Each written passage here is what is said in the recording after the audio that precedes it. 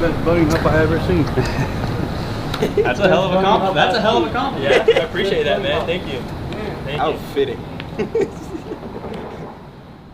Hi, my name is Demarcus Paul. I'm here with Our BMX for another how-to video in lovely downtown San Diego.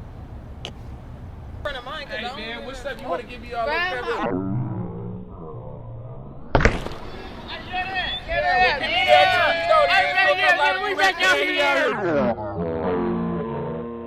The bunny hop is almost not even a trick. It's something that just that you incorporate with riding your bike if you're learning tricks.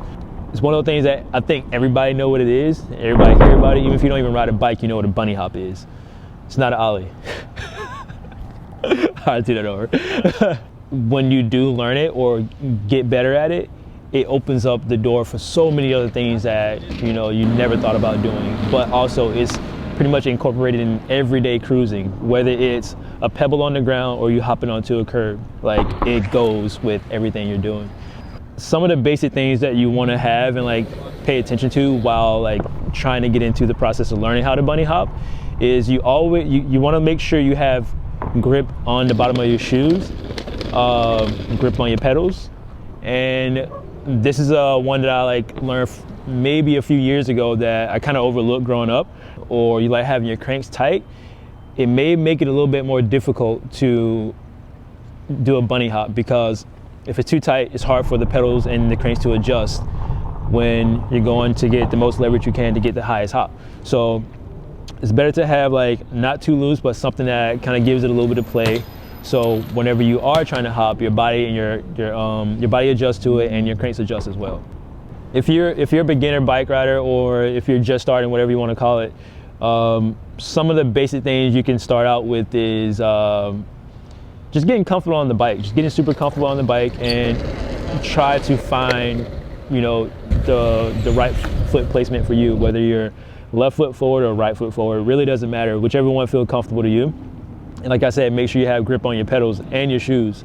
So the one that naturally happens when you're learning how to bunny hop is what I personally call the Jimmy hop, when both tires leave the ground at the same time. When you get it right, it will come up together and it will land together.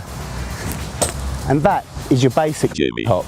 The Jimmy hop is totally fine, it's a learning point. From that, the next step is pick up the front tire or front wheel, and all in one motion, you kind of want to pull up and push out with your arms. While doing that, bend your knees, tuck them up. Doesn't really matter how high you get, as long as you leave the ground. I personally would say take your time, but if you feel driven to learn it, you have to be out, whether it's in your front yard, backyard, dirt jumps, trails, wherever. You can try it wherever, but you have to try it over and over and over again. And I strongly believe that if you want to learn how to bunny hop, you can do it in a few days. You just have to follow the steps and practice over and over and over again. Hopping high, it's one of the main things that people focus on, which can kind of be a disappointment, because I think that hopping high comes in different forms, whether it's you hopping on top of something or hopping over something. And most of it comes from technique, not necessarily about how strong you are. It's you can have all the muscles in the world with the worst technique and you can barely leave the ground. So, sick. But yeah, it's more so about technique. So I would say don't always set a bar on how high you want to hop. Just hop everything you see. And the more and more you hop everything you see, then from there you build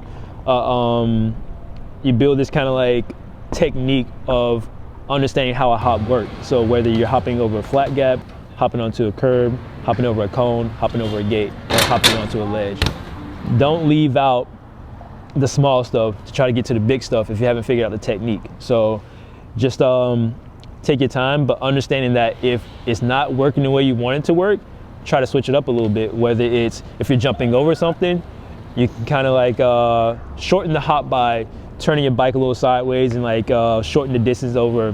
Whether if it's a gate or a rail, you don't want to jump it straight if you're casing it, because you're making the hop longer. So if you jump and kind of tweak your bike sideways, it shortens the distance so you can kind of squeeze over it.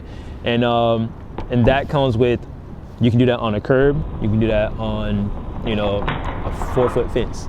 Pretty much with anything you do, no matter what it is, and if it comes to bunny hopping or any trick on a bike, the key to getting better at it is to just ride and try it over and over and over again and on everything. And if you don't try it on everything, then you'll be kind of confused when it's hard to do it on other things. So if you want to be better at it, do it all the time, and don't let not trying it on everything hold you back, because it makes it more fun when you can cruise down the street, jump over a curb, flat gap, a bush, a shopping cart, whatever it may be.